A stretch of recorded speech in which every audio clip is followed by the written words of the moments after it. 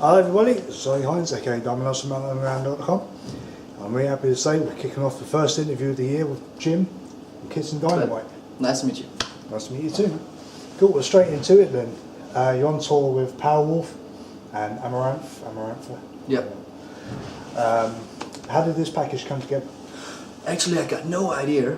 I knew the Powerwolf boys before. We've met several times on different festivals and always had a great chat and kind of feels very well. Yeah. And as they asked us to join Amarantha and them on the European tour, it wasn't like it was like a second, and we said yes. Yeah. And it works really damn well. It's really perfect. They treat us awesome. Sweet. I've never been treated that great as a support band ever. It really feels like three same bands on tour, you know. And Yeah. that's what I think is really important for everything, you know. Just you're on tour for 2 months and you really need to get along with each other. Yeah. And then what's really perfect about it, and the fans, they all kind of, you know, you see who's coming for which band, Yeah. but it's never that they hated us or that somebody's danced like this. They all have a great party, Absolutely. which is really fascinating.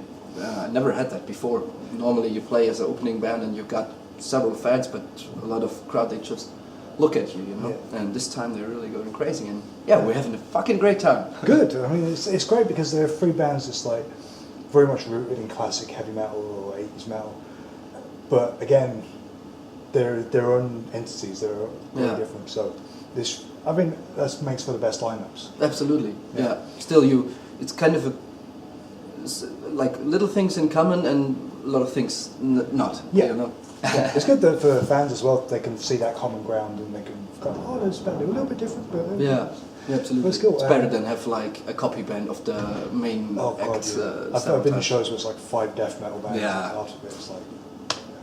But obviously you have a bit of a connection with Powerwolf because you covered one of their songs recently. Yeah. How did the cover come back? Because I think that was that not a bonus track on the Powerwolf album? It wasn't on one of yours. Yes, it was on the Powerwolf album, on their latest release. Mm-hmm. Just like a completely CD where a lot of bands have done several cover songs. Okay. Amarantha as well, by the way. And yeah, as they asked us to do that, it was sure. Like, Yeah, why not? yeah. I think it's always interesting to give, you know, songs of another artist your own kind of handwriting. Absolutely. And yeah, it worked pretty well. And yeah, maybe one day we'll play that song live. Let's see. Would love to with them, but actually, you know, we can't play it at the moment for sure, as Paul was playing the same song in their set. So. I mean, that's just greedy. Yeah. But on the last tour, Hannes sang the song in I think at the last show they sang it together. at Okay, least, cool. So. Yeah. Pretty That'd cool. be sweet, yeah. Well, obviously, in terms of Kissin Dynamite, the latest album, Ecstasy, came out last year. Now that it's had a little time to breathe, if you like, how would you say the reception has been to it so far? Definitely the best ever for every album we ever did. So we're really fucking happy about that because, you know, it was kind of a feeling album this time. Mm-hmm. It wasn't like, okay, we want to go in this or this direction. We just started writing and all got like a natural process in a way. And it's always hard, you know, to bring something out where it's 100%ly with your heart, you know. And if everybody says it sucks, that means your heart sucks, kind of way. Actually, not. As an artist, you need to get away from that thinking. But in the end, you still feel it, you know, and so we're really happy about that. Yeah, I think you can tell it comes from the heart. That's what makes it such a special album. I mean, I've not heard the whole album, but the songs I have heard. Yeah. I think I've Got the Fire. That's the new album, isn't it? Yeah. That's fucking brilliant. Oh, that's such thanks a a lot. no, it is. It's such a classic sounding heavy metal song, but it's not dated or anything like that, and it's just so fun. It's great. And Yeah, I think the song is sorry. really. Oh, sorry. No. The song really puts in all in a nutshell what Kissin Dynamite is about in 2018 or 19 now. Yeah. You know. No, it has that just pure firepower, if you like. Yeah. And I've not seen you live yet, so Okay. in about an hour or so, Yeah. I'm sure I'll go, oh, I see where the energy comes from now. Yeah. But on You will see. Oh, yeah. Tonight the stage is a little bit tiny, but a lot of energy anyway. I've seen Ministry make use of that stage. You'll be fine. Yeah. Okay. But again, going with like the heartfelt nature of the album, do you have the other song? I'm sorry, I can't remember what it's called now. But it has the orchestral. Yeah, Heart of Stone. Heart of Stone, that's the one. I thought it had Heart. I can't remember what it was that. And again, it's so different, but not. You know, I mean, you can tell it comes from the same place. When you're writing songs like that, is that a case of, obviously because you wear your influences on your sleeve without being a carbon copy of anyone else, is it a case of we want to have these ballads because that's what we grew up with, or is it just what came naturally? Sometimes like that, sometimes it's always different. This time it was just a part of the songwriting process. You know, you can't always decide. Sometimes you have a riff and you start to work on it, and at the end it comes out as a ballad and the riff is not there anymore. Yeah. So sometimes, you know, it's either way. But I think it's a big part of Kissin Dynamite to have also the ballads. I mean, it's Kissin and Dynamite, so you have the it's like Guns N' love, Roses hate, kind of thing. Yeah. And I'm really proud of that band name actually. It still fits after 15 years. So. Yeah. And it's funny. I read it came from Hannah's ringtone. Yeah, from Andy's, our Andy's ringtone. Drummer, and he also writes all the lyrics. Oh, okay. Yeah, he's always had a great mind with pictures and everything. Yeah. Since we started in school when we were 10 years old, actually. He was always good in writing, and I was good in math. So. So you're able to use your maths to put together some badass riffs. There you Absolutely. There you go. There you go. Fucking maths, you said high. Yeah. Music is math in kind of way. Well, it basically is, yeah. And lyrics are not, so that's why. And but it's strange. He's a drummer. Maybe we should think about that. Yeah, I thought most drummers had I'll try again. Most drummers had lobotomies. Yeah. Anyone who wants to sit on a stool and hit fucking drums all day. But no, it's cool, man, and it's funny that you know, kind of such a trivial instance, just the ringtone going on. Yeah. Can create something so fitting for the band. Absolutely, yeah.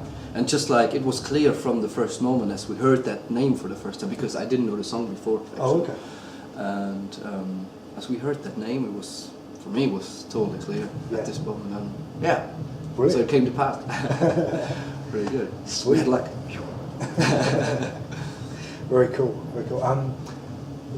You're very consistent with album releases as well. It's like every 2 years is a new album. There's so many bands that can't do that. Or, you know, they have to take like 5 years or something for it to, and it's always like worth the wait for it to take that long.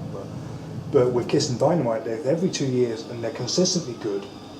So thanks a lot. No problem. I mean, where's this energy coming from? You know, it's just like we're 5 musicians who all want the same. Yeah. And there's not like you have to push someone, you know, and that's what it's really special about it. You know, normally there's in bands there are 2, 3 main dudes, and the rest is like, yeah, I like to play, but I'm not like into everything. But this is like we're so close friends too. You know, like we've known each other from the very beginning. Like for example, Andy I know now for 18 years. And we've done music since 18 years. Yeah. So as we first met, he was a drummer. I didn't play guitar at that moment, and he showed me AC/DC and said, check this out. And so I came into guitar playing. And so we all grew together really tightly over the years. And nowadays, as we all have, it was easier when we were in school, for sure, because then you have half the day off and shitload to do. And now we all work beside the band, actually. So we all got normal jobs. For example, Hannes and me are producers, which is quite, because they said you need to have something normal to work. Then we've done something with music beside the band. And, but that's what makes it more easy, because we are into music 24/7, and we have a great studio in northern Germany, where we work since the beginning of getting professional. So we've done our first album there with the producers in that studio, and now Hannes and me are working for those producers. So we're all a big team, and that means we have studio access all the time. It's not like we have to book 3 weeks of studio and then until then everything needs to be fixed. If we want to record just one song, we just can. Yeah. It's easy. You just need to touch something up or something. It's easy. And in northern Germany, the weather often sucks and it's always rainy. Yeah. When it's not rainy, I don't work. It's the rule, you know. Okay. If the sun is shining, go to the beach. Yeah. But if it's not, like Saturday evening, it's raining, I go to the studio doing music. Sweet, sounds alright. A lot of bands now are doing like anniversaries for certain albums. You're about my age, I think. I'm 29. You're, I think, 28, something like that. Yeah. So it must be weird that you've already got your first album is 10, 11 years old now. Yeah. So can you see yourself doing anything like this in the future? And you're like, oh, you do the first album before and everything like that, even though you're still so young.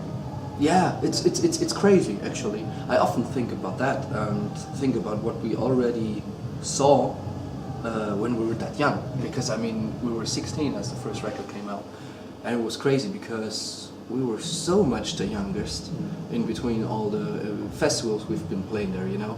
And normally bands in our age now start to get to the festivals and stuff, yeah. and we are all going there like, oh, we all know this shit, alright.